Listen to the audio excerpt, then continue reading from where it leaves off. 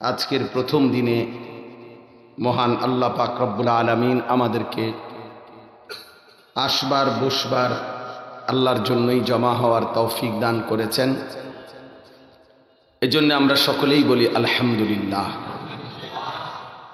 মুআজ্জাজ মোহতারাম হাজিরিন, আপনারা অত্যন্ত গুরুত্বপূর্ণ আলোচনা হযরত মাওলানা মুফতি মুশাহিদ কাসিমি সাহেব দামাত বারাকাতুহুমুল আলিয়া তার কাছ থেকে শুনতেছিলেন।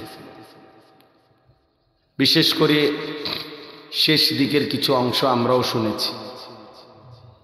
প্রিয় নবী সাল্লাল্লাহু আলাইহি ওয়াসাল্লাম ধারাবাহিকভাবে কিয়ামতের অনেকগুলো আলামত নবী সাল্লাল্লাহু আলাইহি ওয়াসাল্লামের উম্মতের কাছে পেশ করেছেন, বলে গেছেন। তাহলে আসলে এটা একটা চিন্তার কথা যে আমার ছাত্র জীবনে আমার একটা কথা মনে আছে। আমার একজন ওস্তাদ ছিলেন যার কাছে আমি কাফিয়া কিতাব পড়ছি, হযরত মাওলানা এরশাদুল্লাহ রাহমাতুল্লাহি আলাইহি হুজুর ইন্তেকাল করছে। তো এই হুজুর আমাদেরকে সবকের মধ্যে একটা সময় কথার প্রসঙ্গে বলছিলেন যে দেখো কিয়ামতের মন্দ আলামত যেগুলো চিহ্ন, এগুলো তো আল্লাহ তাআলা প্রকাশ করবেন। নবীজি বলছেন কাউকে না কাউকে দিয়েই প্রকাশ হবে, কিন্তু দোয়া করো তোমারে দিয়ে যেন প্রকাশ না হয়। আল্লাহ যেন তোমার দ্বারা কিয়ামতের মন্দ চিহ্ন না দেখায়। মনে করেন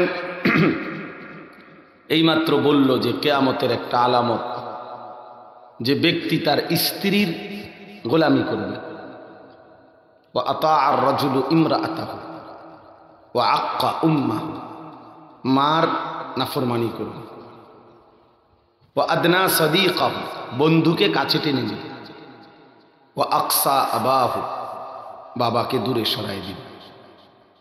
এই যে একটা কিয়ামতের চিহ্ন যে স্ত্রীর গোলামি করবে, মার নাফরমানি করবে, বন্ধুদেরকে নিয়েই সময় কাটাবে, বাবাকে দূরে সরাই দিবে।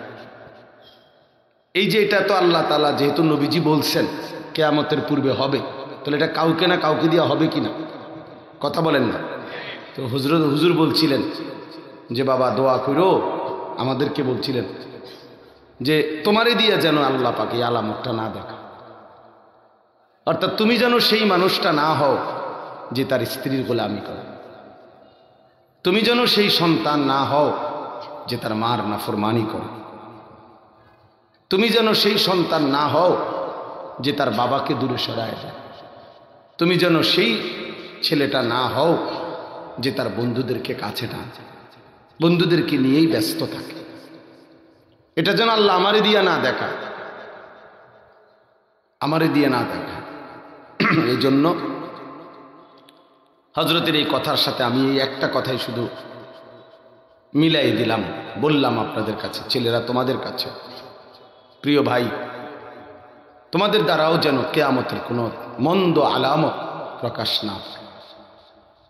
যেমন আল্লাহ নবী সাল্লাল্লাহু আলাইহি ওয়াসাল্লাম বলছেন কিয়ামতের পূর্বে যে দাজ্জাল বের হবে, সেই দাজ্জালের চুল এলোমেলো হবে, স্বাভাবিক চুলের ব্যতিক্রম, ঝাঁকড়া কোকড়া, সামনে বড় ডানে বামে বড় এবং বিশ্রী স্বাভাবিকতার পরিপন্থী। আল্লাহ নবী সাল্লাল্লাহু আলাইহি ওয়াসাল্লাম বলছেন এটা দাজ্জালের চুল। ইন্নাহু শাবুন কাতাতুন, দাজ্জাল হবে যুবক। এবং কাতাত, এই কাতাত শব্দের অর্থ হল চুল এলোমেলো। যুগ যুগ ধরে পূর্বপুরুষের আল্লাহর বান্দাদের যে স্বাভাবিক চুল তার ব্যতিক্রম, এটা দাজ্জালের চুল। আল্লাহ তাআলা বলছেন, নবী সাল্লাল্লাহু আলাইহি ওয়াসাল্লাম বলছেন। তাইলে সেইটা যদি তোমাদের মাথায় যাদের আছে, তোমরা ইনসাফের সাথে, যারা সেলুন থেকে, মোবাইল থেকে, কিংবা কোনো সিনেমার নায়ক, ফুটবল ক্রিকেটের কোনো কাফের খেলোয়াড়, তার থেকে তোমরা যে চুলের ডিজাইন নিছ, এরকম ঝাঁকড়া চুল, বড় চুল, চারদিকে কাটা, মাঝখানে পাখির বাসার মতো, ইত্যাদি বিভিন্ন রকম। প্রিয় ভাই আমার, মনে রাখো, এটা দাজ্জালের চুপ, কাফেরের চুপ, মুশরিকের চুপ। তাইলে কিয়ামতের এই মন্দ চিহ্নটা আল্লাহ তোমারে দিয়া দেখাইল, তুমি বদনসিব,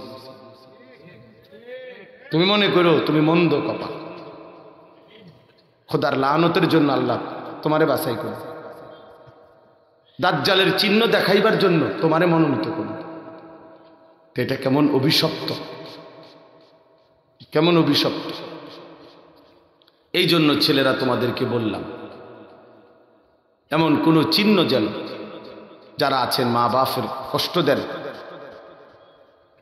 স্ত্রীকে নিয়েই পড়ে আছেন, তাদেরও এটা ভাবা উচিত যে হায় আমি তো কিয়ামতের আলামত, লোকে তো আমারে দেখে বলবে এই যে কিয়ামতের আলামত, যেতে তার বোর গোলামি করে, মার নাফরমানি করে। এটা দেখলেই মানুষ কবে কিয়ামতের আলামত। তাহলে মানে আমারে দিয়ে আল্লাহ কি দেখাইলো? কিয়ামতের আলামত দেখাই। এটা অভিশাপ, এটা অনেক বড় বদনসিব, এটা মন্দ কপাল, এটা দুর্ভাগ্য। এই জন্য প্রত্যেকেই এটা চেষ্টা করা উচিত যে আমার দ্বারা যেন আল্লাহ তাআলা কিয়ামতের কোনো মন্দ চিহ্ন আমার দ্বারা যেন না দেখায়, আমার দ্বারা যেন আমি যেন সেই দুর্ভাগ্য না বাগা না হই, আমি যেন সেই পোড়া কপাল না হই যে যাকে দিয়ে আল্লাহ তাআলা কিয়ামতের চিহ্ন দেখায়। এটা আল্লাহর কাছে দিল থেকে দোয়া করা উচিত। আল্লাহ তাআলা আমাদেরকে তৌফিক দান করেন।